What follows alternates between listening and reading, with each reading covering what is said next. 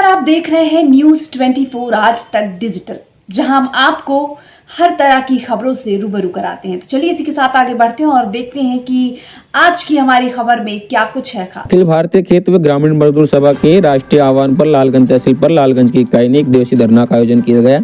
धरना को संबोधित करते हुए भाकपा माली जिला प्रभारी कामरेड विनोद सिंह ने कहा कि योगी मोदी राज जंगल में तब्दील हो गया है। कानून का नाम की कोई चीज नहीं रह गई। स्वर्ण शांति ताकतों के हौसले बुलंद है।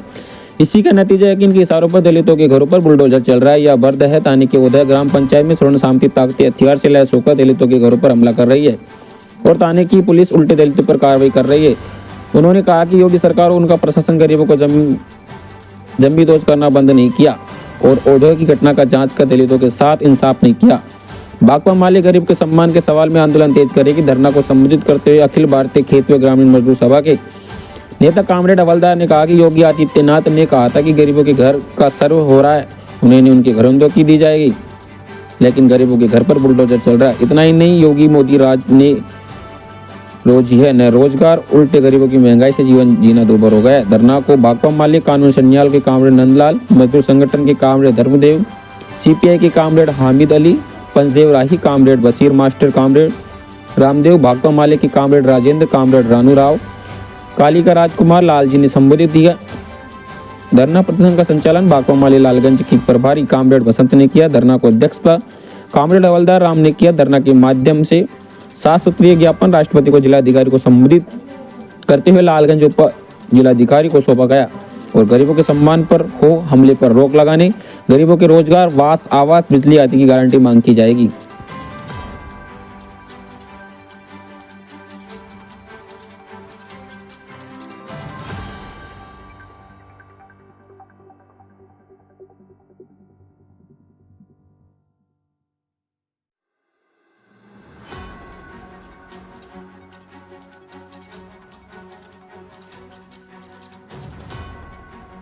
डिक्टेटर के तरफ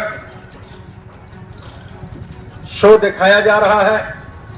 यहां तक कि अगर कोई आवाज उठाएगा तो उसके ऊपर मुकदमा कायम करके उसकी जबान बंद कर दी जाएगी। इस तरह की साजिशें पूरे देश के पैमाने पर चल रही हैं। यह हमारे देश के लिए सबसे खतरनाक चीज है। हम राजनीतिक पार्टी और जितनी भी राजनीतिक पार्टियां हों, उनका काम करोड़ों करोड़ों किसानों से संबंधित योजनाएं बनाने का होना चाहिए। बेरोजगार नौजवानों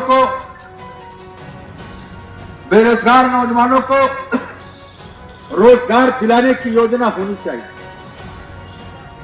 गरीबों को सस्ता इलाज मुहैया कराया जाए,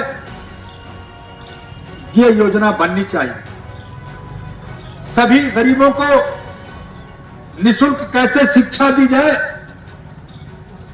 ये योजना बननी चाहिए और इसी पर राजनीति होनी चाहिए, बहस होनी चाहिए। लेकिन इन बुनियादी सवालों से हट करके एक्सीडेंटल भावनात्मक जज्बात को भड़का करके एक लंबे समय से हमारे देश में सियासत की जा रही है।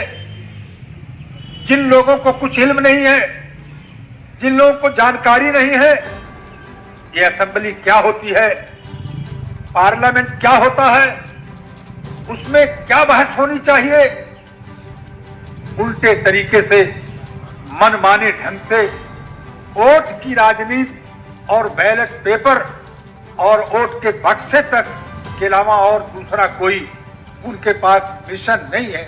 इससे बड़ी अफसोस की बात क्या हो।